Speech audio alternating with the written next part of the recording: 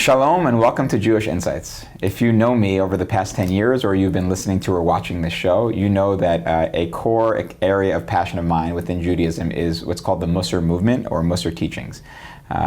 Maybe described as Jewish ethics, Jewish character development, a 1100-year-old authentic Jewish personal and communal spiritual tradition that was nearly lost following the Holocaust. When I first became interested in Mussar and learning more about it, one of the first books I read, if not the first book, I read Alei Shor, which I mentioned before, which is a book in Hebrew, but certainly the first book I read in English was by my guest today, Dr. Morinis, who I'm thrilled to have here, who has totally shaped my Mussar journey and so many others. He is the founder of the Mussar Institute, an organization which provides Mussar learning, Mussar classes, Mussar teachings. Any way you want to get into Mussar, that's the destination to do it. Actually, we were just discussing in the hallway, our producer Carol is actually in a Mussar learning group in Connecticut with someone who is trained by the Mussar Institute. So that's the image you should have in your mind. People that are being trained to teach Mussar in different communities across the country and across the world, really. And Dr. Morinis is a leading figure in this contemporary revival of the Mussar movement. I would say he's one of the core people that's really helping to bring it back and spread it. He has several books. The first is Climbing Jacob's Ladder, which talks about kind of his Mussar journey and how he got there. He also has Everyday Holy Day, which is kind of a Jewish calendar. It gives a teaching for each day, which I've done myself over the years and I recommend. And another called With Heart and Mind, which is about transformational Mussar practices. And then the one that is my personal favorite, and that any person who says to me, I want to learn about Mussar, is there an English book that I can start with? I always tell them to go to Everyday Holiness. So if you are remotely interested in learning more about Mussar or becoming a better person or realizing how Judaism can unlock how to become a better, happier, healthier, more spiritual, more in touch person, here's where to start. It's a beautiful book. It gives an overview of what Mussar is, what Mussar practice is, and then it's also divided into different character traits and talks about each of them. I don't know if you can see on TV, but just to give you a sense, this is my approach to this book. I've been through this many times. I just picked a random page. I didn't even plan that, but I see stars and notes and highlights and a lot of detail here. So that's my level of interest in this book. He's currently working on a book on Shabbat, which I'm thrilled to read when it comes out. With that, I'll just say, Alan, it's so nice to have you here. It's really a treat for me. Thank you, Justin. It's a pleasure to be here with you. Yeah, and I know that you're on tour right now. You're normally in Vancouver, and you're traveling around, teaching people here, and so it's just great to be able to talk with you a little bit on that journey. So let's just start with, for those who don't know you, I think your personal journey is so powerful and inspiring. How do you go from Alan Morinis to Alan Morinis at the Mussar Institute? Well, I was born into a Jewish family in Toronto, and both my parents were Jewish way back, as far as we know, but they were completely secular and no involvement in Jewish religious or spiritual life at all. So that was the house I grew up in. Yiddish speaking, kind of a typical left wing, that whole scene. Sure. But I was born in Toronto, and so I went to university and I did very well, and then I went off to graduate school and did very well, and I kept going, and then graduated, started working, and when I was 47 years old, after success after success after success, I kind of hit a wall. And the company I was running at that time collapsed. And it was such a shock to my system because I had no choice but to accept that it had collapsed because of me. The things I had done, things I had said, if I was really honest, and I needed to be honest, then I realized I had no inner guidance system. That was just the truth of my experience. And so I knew I was Jewish deep down inside, but I had none of the sort of mechanisms or the methods that go with being Jewish. And I said to myself, I can't be the first person who's Jewish who's run into the situation of saying, I need a guidance system for a living. I need something to show me which way to go and how to put one foot in front of the other. I was 47 years old. I wasn't a kid. Right. And that led me to just search, to start reading and reading and reading. And then I came upon a book about, not even a book, it was a chapter in a book on the Mussar movement. Knew nothing about it. 19th century Lithuania. And I opened it and I started reading it and I thought, right, this is it. This is what they were looking for, what I'm looking for. And so then I became really passionate, and I started reading everything I could. At that point, I couldn't really even read Hebrew. I didn't even have the full Aleph Beit at that time, which was really a handicap whenever you wanted to read a Hebrew book, because you had to read either every third word or a third of every word. But there was enough in English that I could get going, and that was actually surprising to me. I had never heard of Mussar, and then enough of the books had been translated to English from the 17th century, the 18th century, back to the 10th century. And so that kept me busy for a couple of years until I felt that there was a real possibility that I was studying a dead tradition. Because all the books I was reading, and that was the only contact I had was through books, all the books were from previous centuries. And so I set out to try and find myself a teacher, a person living exemplar of the Mussar tradition. And I got really lucky, or the finger of heaven came down and just gave me a nudge, and I introduced myself to Rabbi Yechiel Yitzchak Per of blessed memory, who was until earlier this year the Rosh Hashanah, the yeshiva Far Rockaway, and he passed away this year. It was a great loss, and he became a personal guide to me.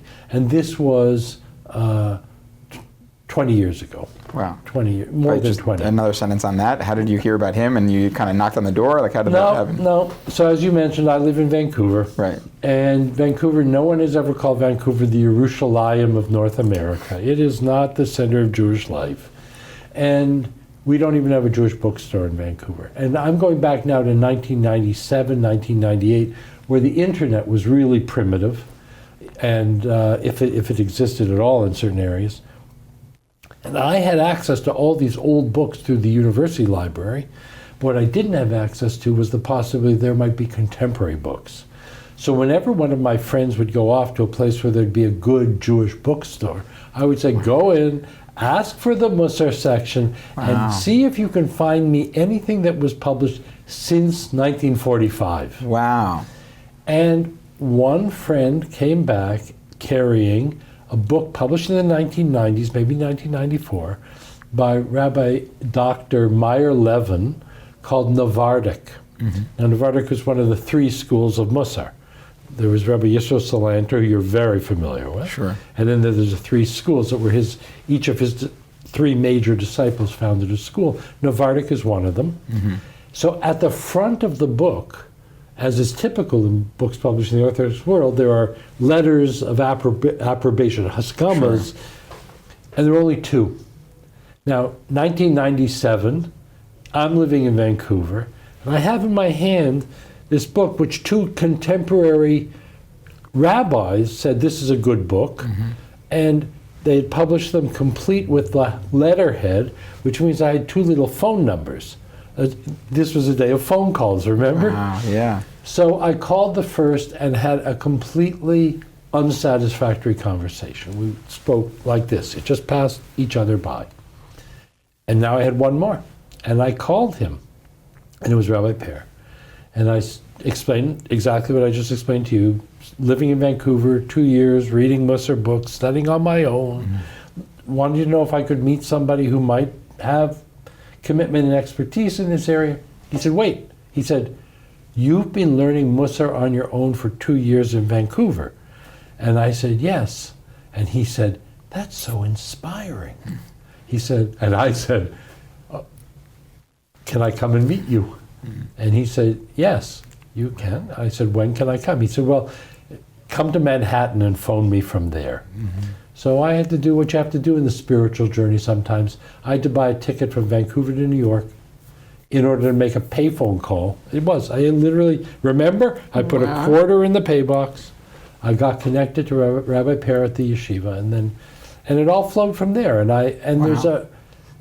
there is such a wealth of material, teaching, wisdom, under this rubric of Mussar, as you well know, that I've been kept busy ever since. Wow. First of all, that is such an inspiring story. I want to echo Rabbi Per, may his memory be a blessing. Just to be reminded of what it used to involve to want to seek out a person or information. and like imagining you asking friends to bring back books from other places is wild, and then saying, well, all I have is a phone number inside this book, and let me see where it leads. There was no Google. Yeah. There was no Google. There was no Amazon. Wow. And we're only going back like 25 years. Right. The world has changed so much. Wow. And it should make us appreciate the resources we have. Right. But you know, the spiritual journey requires that. Right. You have to be tested. You have to be called into the desert. You have to go through a journey. Now it'll be different. You know, it'll be different because, okay, we got those resources covered. Well, you'll still be called to step out. Right. Right. Rabbi Pear once said to me, he said, sometimes in life you have to go right up to the edge of the cliff and fall over. Wow. Amazing. Yeah, it makes me think of, I was talking to someone recently, just in terms of the question of how the world has changed.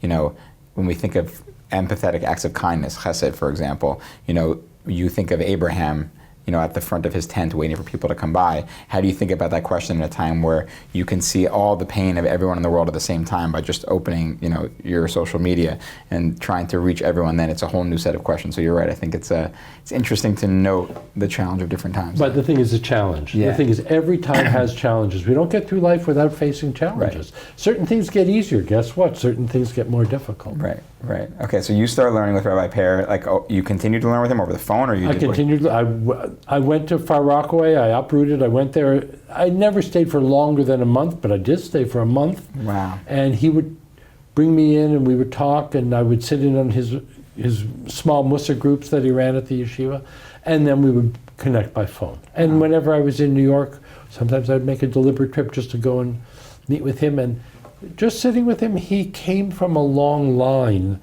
of people, not in his own family. The line of transmission of Mussar, in his case, is from his wife's family.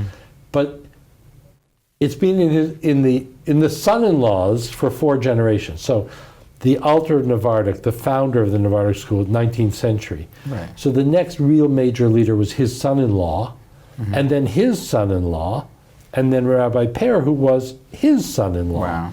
So they married their daughters to kind of individuals who were able to be leaders in their field. Wow. That's interesting. And you mentioned Navardic. Rabbi Yitz Greenberg, who we've had on here before, also went to a Navardic yeshiva. When I read his introduction in your book, I ate it up because he was describing direct experience of being in a Navardic yeshiva. Right. And that's something almost unimaginable to someone who hasn't actually been there and seen it, or at least read a really first-hand experience, because it was a very unique kind of spiritual practice. Sure. And, you know, to the extent I'm sure you've been spending a lot of time reflecting on your relationship with Rabbi Pear, as, you know, I know that was a big loss for the whole world, and certainly for you as well.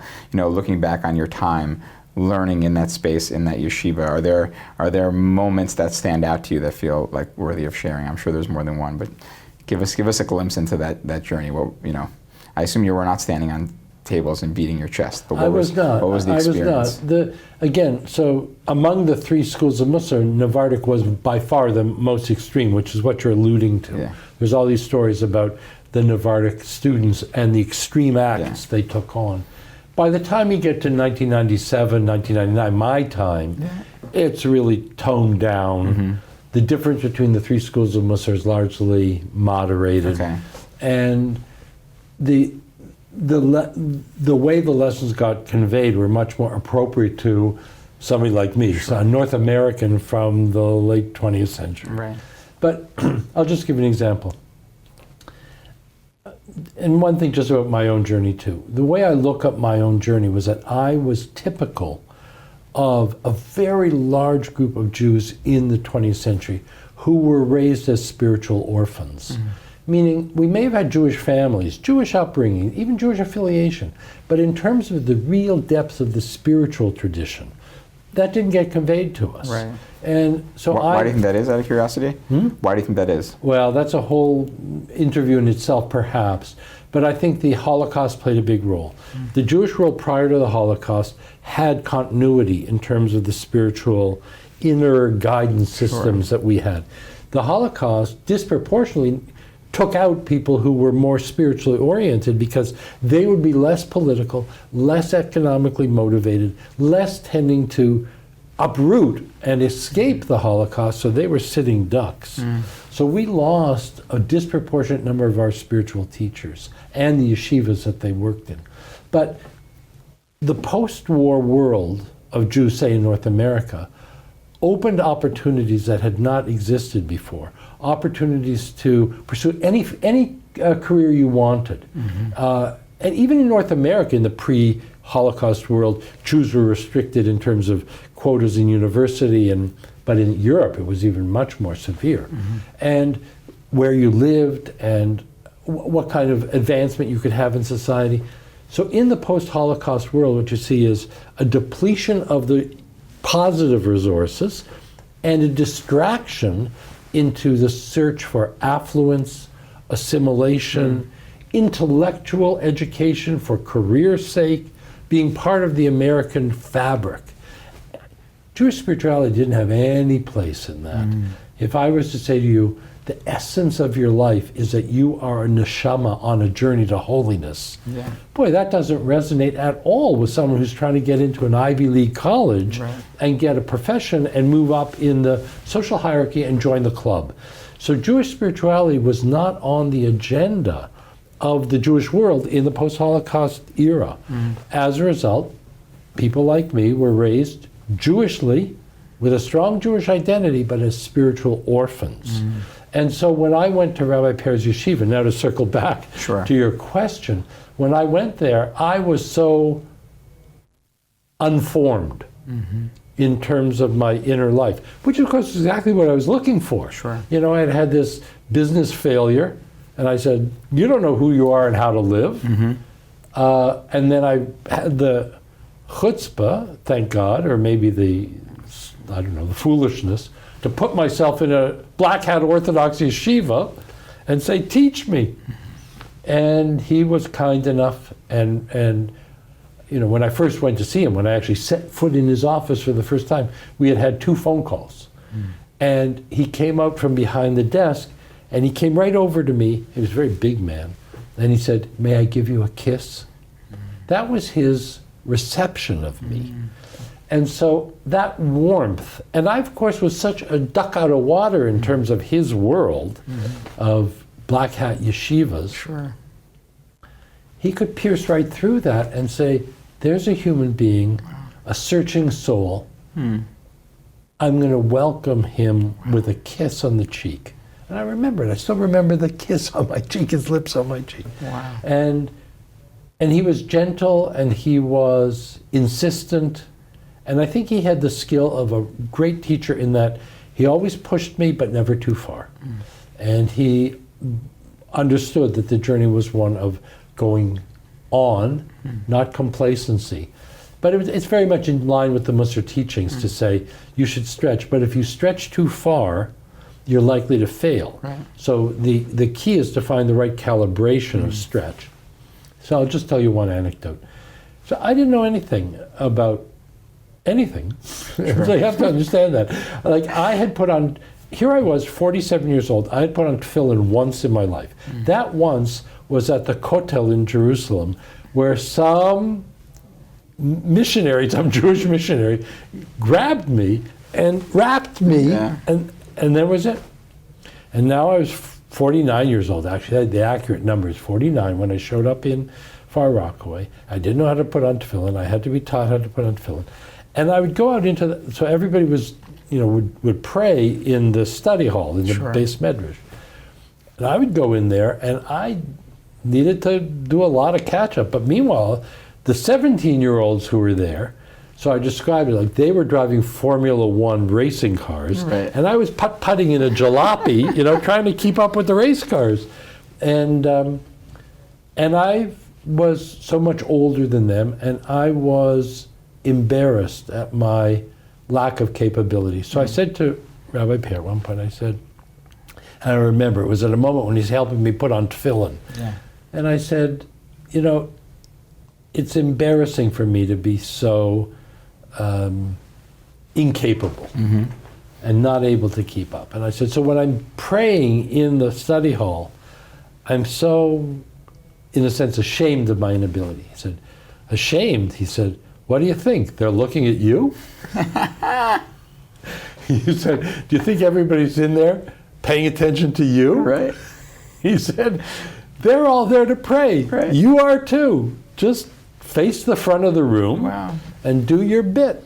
And I remember it was exactly his words. Do you think they're all looking at you? That's great. That's great. And then, you know what? I peeked around the room after that, and nobody was looking at me. Right. And so that was really such a great lesson in humility, in true humility, in just being able to accept the moment, be who you are, accept abilities, inabilities.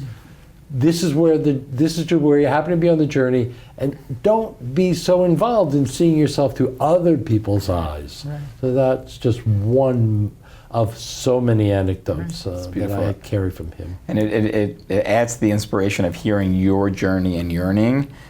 You know, the flip side of this, which often gets overlooked, is I hear in your description of Rabbi Peres someone who actively chose to be your teacher. Right? It wasn't kind of like they were putting something out there and you were, picking up. It's not a static book, right? He was invested in you, was paying attention to your journey, and was noticing steps along the way, which is its own inspiring thing. Yeah, it is. And when he passed away, and then there were eulogies at his funeral, and there was one in New York and then one in Israel. But the one in New York, someone began their eulogy. I can't remember who it was, but he began by saying, "The Rosh Yeshiva was an investor." Mm. That's how he began. That was the opening line of his eulogy. Mm. And I thought to myself, and I was an investment. Yeah. He invested in me. And when I decided, and this was a very uncertain thing for me, to publish a book about meeting with him and my journey and what happened, I went to him and I said, should I publish in the Jewish world or with a secular publisher? And without a second's hesitation, he said, a secular publisher. Mm. And that was part of his investment too, because he knew people who would already go and buy books from a Jewish publisher were likely already to be more familiar with what we had to offer, he and I had to offer. Mm-hmm. But if you could get your book published, and my first book was published by Random House, mm-hmm. and that meant that it got into, remember bookstores, there were things called bookstores, Barnes and Noble and Borders, and they could command shelf space. Yeah. That was what he had in mind. Wow. He understood that. So he was being a teacher to me, and that was really about my own personal journey. But knowing him, I think he could also see that there was an investment here, right. and that if he made that investment, I would turn around and work hard, mm-hmm. because in all the time that I was in the yeshiva and studying with him, he never once asked me to make a donation. Wow. Never once. Mm. And his whole yeshiva runs on charity, sure. like most yeshivas. It raises a lot of money, but he didn't do that. He was giving. Mm. And then when I asked him, I said, I think I need to write a book because I have taken in so much mm-hmm. that I feel like other people could benefit from this, so I should put it out. He said, well, you're kind of obligated to do that. Yeah. He said, I said, okay, I can take that. Beautiful. So take us there for a second. What in your mind, what are you putting out into the world? Right. So a revival of the Mussar movement, but what is it about? What are you trying to do? To the best of my ability, I am trying to open the door for people to the treasury that exists within the Jewish world that is called Mussar. So my whole idea is, it's not about me. It's not about the Mussar Institute. It's not about my books. Those are gateways. Mm-hmm. What we have in the Jewish world is 11 centuries. It goes back even further than that, but you can date it to Saadia Gaon in the 10th century, mm-hmm. and then in the 11th century, Rabbi Bachya ibn Pakuda in Spain. And then up from there, there's a kind of lineage, intellectual lineage, or spiritual lineage. And what they were doing was exactly the same thing I was doing, am doing, and which the people that are drawn to this are doing, which is to say, I am invested with an inner life. Mm-hmm. I have an inner life. I experience an inner life. I experience all kinds of emotions and ideas and motivations and thoughts, and it's all happening inside me. And where's my guidance system for that? Mm-hmm. So what the Mussar library, the treasury of Mussar is 11 centuries of reflection on how to be a human being, in the sense that there are pathways that go down and pathways that go up. And as Jews, and pushed by the Torah is repeats and repeats and repeats in different ways the instruction that it gives in Leviticus, Kedoshim Tihiyu, you shall be holy. And it sets out there that a human being is not here with a primary purpose of being wealthy, powerful, popular, good-looking, tall. None of that. The purpose of a human life is spiritual elevation. There was a Mussar teacher in the mid-20th century, Rabbi Yechezkel Levenstein, who said, the purpose of a human life is to purify and elevate the soul. And we who are spiritual orphans, and I think there's a lot of us are, and every so often someone says to me, I had a tremendous spiritual teacher as a child, and I say, thank God you are the lucky exception, because the rest of us didn't. And that notion of being a soul on a journey with a mission, and the mission is to elevate, to purify and elevate the soul, that's so profound and so specific. Two things come out of that. One is, yeah, but you're not on your own.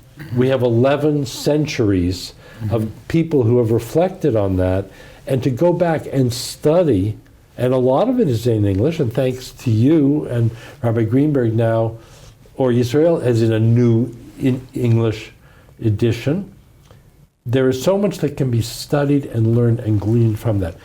I would say still to this day, 20% has been translated to English. There is so much more in the treasury. But that's what I see as my mission, is to be a gateway to that, and to provide support and inspiration and whatever we can muster. Sure.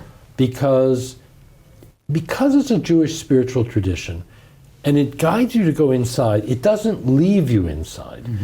It says you have to do this inner work, and part of the inner work is taking it out and taking it into the world. Right. You find spiritual traditions which are just, say, meditative. You go off and you live in a cave or you live in a monastery, and your whole purpose is your encounter with the Spirit in whatever form.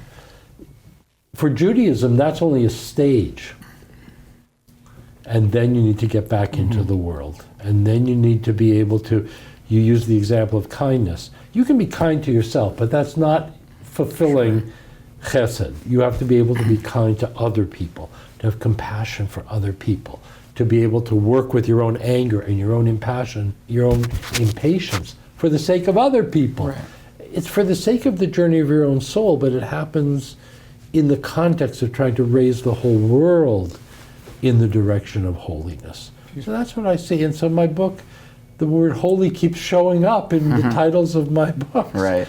Because for spiritual orphans, we need to hear it and hear it and hear it until it has the capacity to take root and to a certain extent displace the information we have received about what a life is for. Because that information, some of it's true, I mean, or at least it's acceptable. It's not ethically wrong, it's not bad, but it's not ultimate. It's not aiming high enough. I remember another Rabbi Pear story. He said to me once, we were just sitting there talking, he said, did you know you can have your coffin painted in the colors of your favorite sports team? I said, nah, you can't. He said, want to bet? You can have your coffin painted in the colors of your favorite sports team. Okay. You can go to your eternal home as a raving fan for all time and all eternity. And it turns out it doesn't have to be just your sports team. It can be your favorite composer's music. It can be a motorcycle. Sure. You can and I would say, and I know he would say, there's nothing wrong with that. It's just not aiming high enough. It's not wrong. Oh, that's interesting. It's just not aiming high enough. Right. And when the Torah tells us you shall be holy, it's telling us you have the capacity to aim very high. So then the question is, why would you accept aiming lower? Beautiful. So it's interesting you raise that up, because we're in the high holy day times now, right? We think about Rosh Hashanah, Yom Kippur, the holiest days of the year. I know one of the elements of Mussar is that it's practical, right? It's not simply I have an idea in my head and that's fine. Talk me through, give us a practical example. Someone's, they're thinking about Rosh Hashanah, they're thinking about shaping themselves, being holy in one way. What are the steps involved in that? What comes to mind immediately is a saying of Rav Elia Lopian. Rav Lopian, I think he died in 1970. So we're not talking about ancient people. And as much as you said in the introduction, Mussar was largely a hidden tradition, almost a lost tradition. When you start looking into it, you see that there were people in our own time who were already carrying the tradition, and they're there for us to go back to. Rav Lopian said that Mussar is making the heart understand what the mind knows. Making the heart understand what the mind knows. So you could work hard, and it's worth doing, to come to an accurate understanding of what the Jewish tradition understands as humility, just to pick up on that same inner trait that I mentioned earlier. And you'll run in really early to the fact that what it says in the Torah is that the person who was the most humble person on the face of the earth was Moses. So that's curious. He was the leader of the people. How does that fit with humility? And then you realize you have to go a little deeper and see, what's the Jewish view of humility? What's the Jewish view of kindness? What's the Jewish view of compassion? We have this treasury, our own teachings, again, making sense of the inner life through a Jewish lens. That's part of overcoming spiritual orphanhood. Sure. And once you understand, and that is a starting point, once you understand, you're not finished. That's an intellectual understanding. You may have, I remember, I was reading, somebody showed me a definition of humility. It wasn't a Jewish one, it wasn't mine. Sure. I came up with my own phrase for humility based on the teachings I had studied. And I looked at this person's definition of humility and I said, I like mine better. So I could take pride in my definition of humility. That's when it only exists at the intellectual level. You can have a full understanding, but it hasn't touched your heart yet, and it hasn't translated into motivation. It's not part of who you are as a living presence. It's just ideas. Sure. The ideas are a step. Then you have to do what Rav Lopian said. How do you translate? How do you transmit from the head to the heart? And the heart in the Jewish understanding is the core of your being. So that when you get into a situation, your instinct is to act in accord with those values, so that it's not just an intellectual thing, it's your presence in the world. And for that, there are practices. And that's what you were asking about. And depending on the inner trait someone's working on, and that individual, because Mussar is not a cookie cutter approach. Right. It's not where you can say, here's the methodology, go do it. That's why it's so important to have a Mussar teacher, or at least a Mussar guide. That's why you mentioned earlier Carol's in a group that has a leader. Right. Because you can read a book. Will that be transformative? The Mussar teachers say no. It's an essential part, but it's not. It's not transformative. Ideas don't transform. Experiences transform. And so the process of moving, say, a notion like humility into your inner life, in the Mussar sort of armory of techniques, there would be meditations, contemplations, journaling, exercises in the real world called Kabbalot, where you would take on a certain kind of practice. And again, Navardic, which we talked about earlier, was very big on cultivating humility. And they would give their students all kinds of exercises, because humility is really in relation to other people. So you would go out and really try and minimize your ego in that setting. But again, I have to caution, depends on the individual. Great. And also, humility in the Jewish view is not about being a nothing. It's about occupying the right space for you. So again, going back to Moses. Moses was charged to occupy a very large space. And you can occupy a large space and still be humble if that's appropriate to you.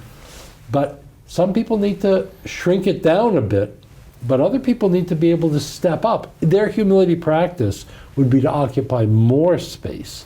So it has to be calibrated to the individual, but it would involve practices. So I think I mentioned in Everyday Holiness about a student who recognized how she dressed and where she sat in the room was her statement about her ego. And she needed to change that. She, instead of sitting in the front and wearing highly, colorful, attractive clothing, she worked to sit at the back and wear more drab clothing. That was her practice. When it's enacted in a real context like that, it has a real impact. And that impact is emotional because you may feel uncomfortable. I'm not in my usual place. I'm not doing my usual thing. Exactly. That's how you stretch. If it was comfortable, only comfortable, then you're not growing. Okay, so just to bring it all together, so you're identifying some sort of intellectual goal for some sort of goal of where you want to go. You are using your intellect to understand what that consists of, and then you're coming up with strategies to make that part of who you are. Yep. And you gave the example of sitting somewhere differently, addressing it differently. Can you give me just one more practical example in your own life? What's a Kabbalah you've done? What's a small exercise you've used to guide you on your path? Well, when you think about sort of the broad picture, and I made the point about it all needs to be dealt with the individual. Except when you look at everybody, patience is an issue for almost everybody. Either they themselves are impatient, or they are the victim of somebody else's impatience. And now our world is so fast-paced that the idea of patience is like really central to as one that kind of covers the whole gamut of people. And again, talking about, and I need to stress it because it points out the reality of that there is a Jewish understanding of patience. It's not just because I say the word patience in English doesn't mean that necessarily we're communicating, because the Hebrew word for patience is savlanut, but the Hebrew word for suffering is sevel. But there's another very interesting word that has the same linguistic root, which is sabal, which means a porter, the guy who carries your bags at the railway station or the airport. So what's the connection? Well, in the Jewish view, patience means bearing the burden of your own suffering. So you're suffering because the car in front of you is driving so slow. That feeling, that's a suffering. Or the person in front of you is paying their bill in the grocery store with nickels and dimes. And I saw that. I just hit that just this past week. Somebody dumped a bunch of coins and asked the cashier to count out what he needed to pay for his coffee. And that experience of being thwarted in my goals on my schedule is actually a form of suffering. So the Jewish view of patience has to do with opening this inner space that's large enough it's a vessel, that my inner space is large enough that I can hold and not be overcome and motivated to action, to act out on these feelings. I can just hold them. Because when I'm behind that guy in line and he's paying with nickels and pennies, I'm suffering for myself. Doesn't get me faster, doesn't get me anywhere. It's just my own inner suffering. So I need to practice opening up a wider space, which is exactly what the practice is. Envisioning my inner cavity bigger and bigger and bigger until that little bit of suffering is just sitting there, but it's only a part of a much larger vessel. And sometimes, again, as part of the practice, I need to attach it to something else. Sometimes I'm okay, just be a bigger vessel. Sometimes I need to relate it inwardly to my own recognition that I am a soul, or that I have connections to the world soul, or I'm part of a much larger entity. And one of the Mussar teachers who, again, 20th century, he talked about the fact that as an individual, it's a bit of an illusion to think that I am an isolated individual. Body, yes. Boundaries, yes. From a spiritual and soul point of view, connections are real, even though they're not on the physical plane. So if I open myself to a wider sense of myself, my inner world starts to include the guy in front of me. This is Rabbi Shimon Shkop. And he did this whole thing about the ani, the I of a person. And it's kind of spiritually immature to see oneself as just truly isolated and disconnected, atomized, just like that. And he said, it goes out in layers, and that you can be more and more and more inclusive. So my I includes my family. You know, when I need to pay for something for my daughters or my grandchildren, I don't feel like they, you know, that's mine and not theirs. There's no sense of it's mine. Kids, you should be out there working so you can pay for your own diapers. No, it's like, it's me. We're one. We're integrated. It can go out so far as to be the whole Jewish people. Wow. All right. So I want to expand our conversation a little bit further as we think about Rosh Hashanah. So Rosh Hashanah is one of these days where there's, we anoint God as king, let's say, or there's some element of there's an absolute truth. There's something that we're going for. We're trying to align our values with the ultimate values, let's say. We want a more ethical world. And this year in particular, we have this question where it feels like, you could spend hours and hours learning Mussar to be more ethical, to be more in line with your spiritual selves. But to put it bluntly, like, why be ethical in an unethical world? That's the talks that I'm doing here are on that. And I ask, the question is, why bother? Yeah. Like, why bother? And when you look at the world, there's so much unethical behavior in the world. Like, politicians lie, and then the fact checkers show them a lie, and they shrug. It doesn't matter anymore. Yeah. You don't have to correct yourself and apologize. You just go on to the next one. Sure. And not only that, just the whole ethical standard. I think everybody feels that the ethical standard bears no resemblance to what we had when we were younger. That the world is seems to go to the bottom, and then it finds a way to go a level lower than that. And so the answer that I have in my view, coming out of the Mussar tradition, is that there are obligations in being a human being, that a person has obligations. I mentioned that Bachi ibn Pakuda published a book in the 11th century, in the year 1070, and it was called Chovot HaLevavot, the duties of the heart. For the longest time in the Jewish world, there's been this notion that we are obligated. That being a human being carries obligations, and these are the obligations of the heart. These are the things that go inherently with being a human being. That's a lot of what I discovered when I went into Mussar, because I was acting for the first 47 years of my life with ambition and intelligence and cleverness and whatever qualities I could bring, but I didn't have a sense of the duties of the heart. Like, what was I obligated to do? And so when we come up to Rosh Hashanah, a lot of what we're assessing in ourselves, doing what's called a cheshbon hanefesh, an accounting of the soul. How am I doing on my obligations? And because we are souls, and we are embodied souls on a journey from the Jewish point of view, then those obligations are really the most significant thing that we have to do with our lives. Elevate and purify the soul. And so Rosh Hashanah is such a tremendous opportunity, and it shows such wisdom in the Jewish world that it comes around year after year. Sure. Because it's an unending process of saying, how am I doing on my lofty goals? What course corrections do I need to do? Because my obligation is to guide my soul. Who's going to do it? If I don't guide my own soul, who's going to do that? This is me. I've come into this world. As far as I can remember, I didn't sign any papers. It's like I didn't vote to get put in this world. Sure. I got put in this world, and it carries with it certain obligations. And I have an opportunity. Rosh Hashanah is such an opportunity to stop, look in, and say, how am I doing on my obligations? And I think that's, as I said, such a great thing that it comes around year after year after year.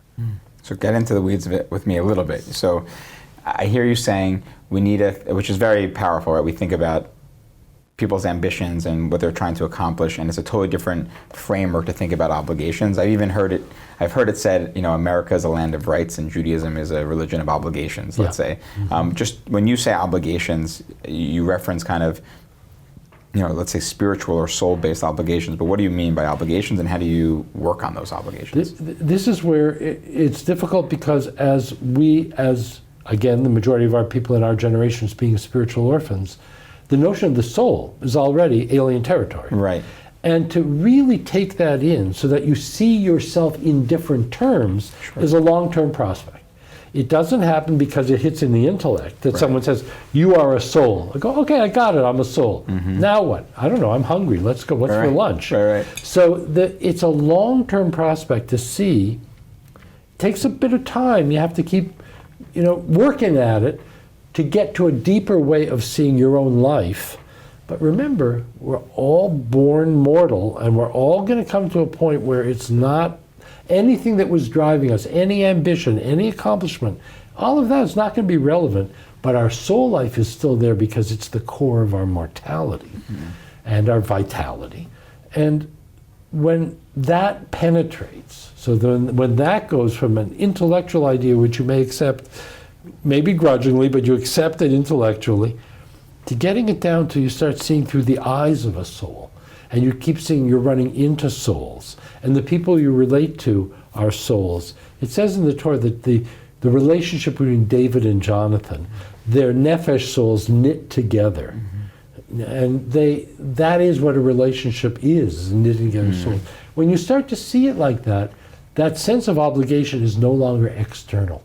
It's no longer an imposition. It's no longer someone, you should do this. No, it's the opposite. You say, wow, I am a soul moving through life. Of course that carries with it obligations, because I don't want to misstep.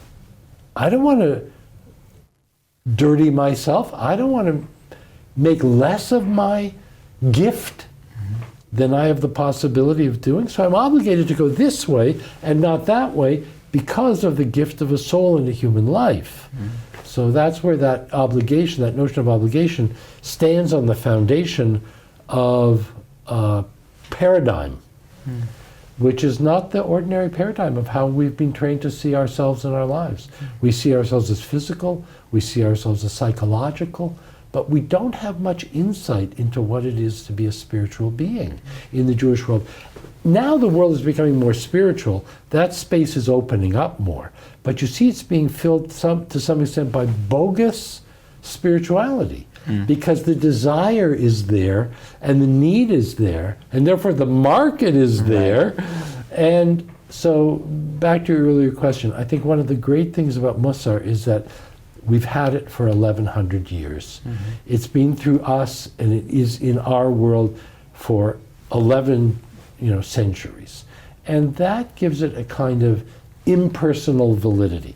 Not me, not Rabbi Pear, not Rabbi Levinstein, not Bachi ibn Bakuda.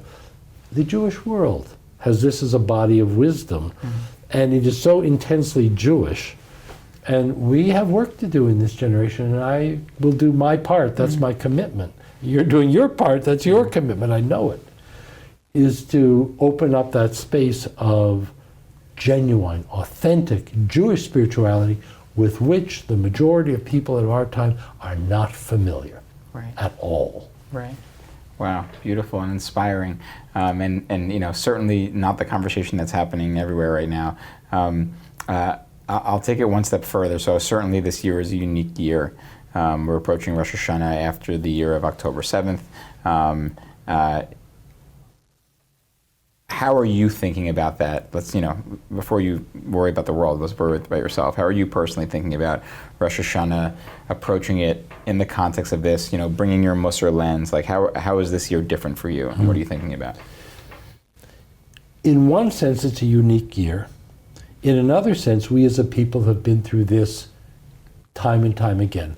Whether you're talking about the Holocaust or pogroms or the Crusades or the destruction of Temple 1 and destruction of Temple 2, in a certain way this is a unique version of something we've been through before.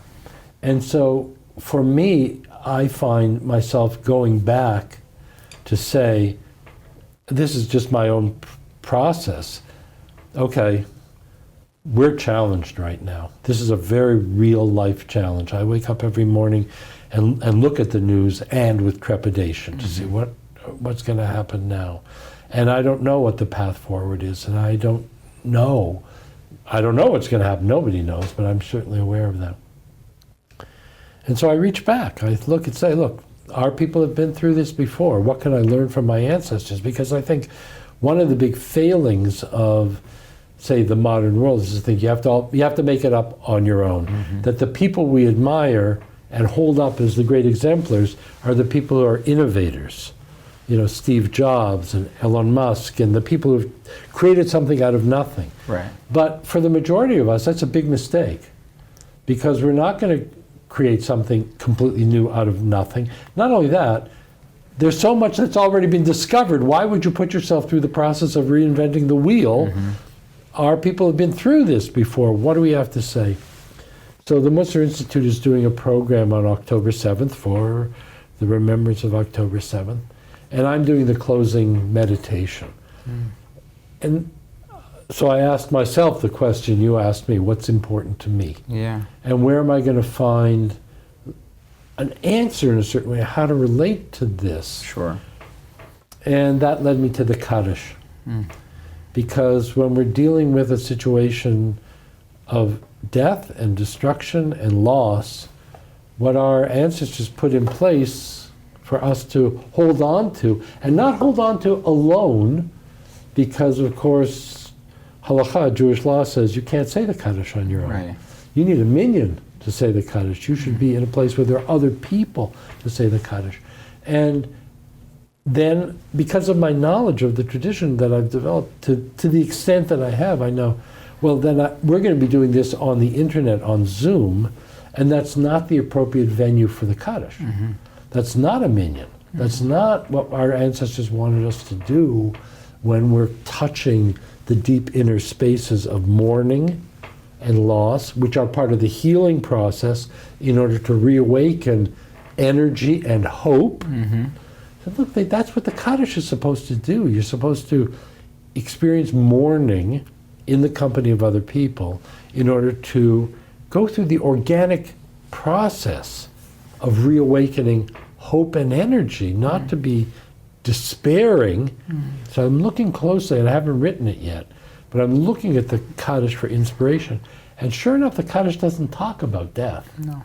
It talks about, v'yiskadal v'yiskadash, that there is greatness and there is holiness in this world. And focusing, even in our sorrow, on that. Every time on Shabbat, when I do the benching, the Grace after meals. Grace after meals, it begins with a psalm, and in that psalm there's a line that says, those who sow their fields, so fields in brackets, those who sow in tears will reap in joy. And every time, every meal on Shabbat, I'm repeating to myself and holding on that line, that in the sorrow, not to deny the sorrow, not to push away the sorrow, but to find the way to plant seeds that are watered in the sorrow, will lead to hope and joy and rebirth. And we've been at this for thousands of years. That's the thing. It's a unique year from one perspective, and from another perspective, we're old hands at this process. And so I draw from the Kaddish to remind myself that I too have tears, and those tears should be thought of as watering seeds. Amazing. I'll say what you're bringing up for me is, it happens to be we're conducting this interview on the day of my grandfather's yurtzeit, actually. Hillel Panuski, a Holocaust survivor, my father's father, 36 years today, actually, his yurtzeit. And so, of course, my father and his brother are saying Kaddish today. So first of all, just raising that for me. And as my teacher, Rabbi Yitz Greenberg, talks about the Kaddish, I think dovetails nicely with what you're saying. So in his book, The Jewish Way, he says, why in this moment of sorrow, of pain, of remembering a lost one, are we saying Kaddish, which is around, the greatness of God and believing in God, and also in Ashkenazic synagogues, you're kind of standing alone, right? Everyone else is watching, the minyan's there, but the people are saying Kaddish do it. And he says, in this moment where everyone might expect you to give up, to fall away from the Jewish people, to say, how could you do this to me? It's a moment of stepping out in front and saying, I'm still, I don't want to use this language this year, but I'm a soldier in the army. Right. I'm part of this mission. I'm going to raise the flag of the Jewish people and what we're going for. Yikadal v'yikadashim, the greatness of God, and may His name be great. And so that it's actually a moment of trying to reverse it. And it dovetails nicely with the image you said of kind of sowing the future with tears. That there's an element of like you're using the pain and the challenge of the moment as a catapult to push you forward, let's say. Without denying it, without minimizing, but not turning away from it, going through the grief process, and then it opens up. I think that's really why do we say Kaddish for 11 months? Why are we held in Shiva for 7 days? Because it's not just an intellectual idea, it's that experience that you need to go through over time for it to actually do its work. Right. And it's meant to be transformative. Right. And it ties together beautifully where we started, which is this idea that in some ways the Mussar movement was cut off by that pain of the Holocaust. And so many lives were lost, and a lot of those kind of roots were pulled away in this moment of, okay, well, how do we, the work that you're doing is saying, we're not going to let it go by the wayside. And yes, there might be certain circles that have access to Mussar, but there's a whole swath of what you call spiritual orphans and everywhere in between that need access to this and need to be brought back in. Exactly. And so can we bring it to them? All right. Did you say your grandfather was a Holocaust survivor? Yeah, that's so important in the context of relating to the present moment, because that wasn't very long ago. Right. And that was in a different level of pain. Okay.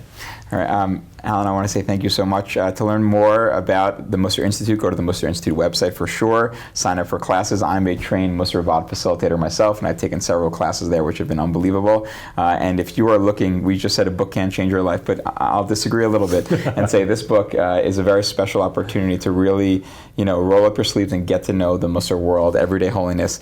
And thank you so much for being here. Wishing you a Shana Tova. And I hope, please God, within the year to have an opportunity to discuss your new book on Shabbat. And may the merit of our discussion lead your grandfather's neshama to have an aliyah. May you go higher and higher in the merit of our efforts. Thank you so much. Amen. Amen. Thank you.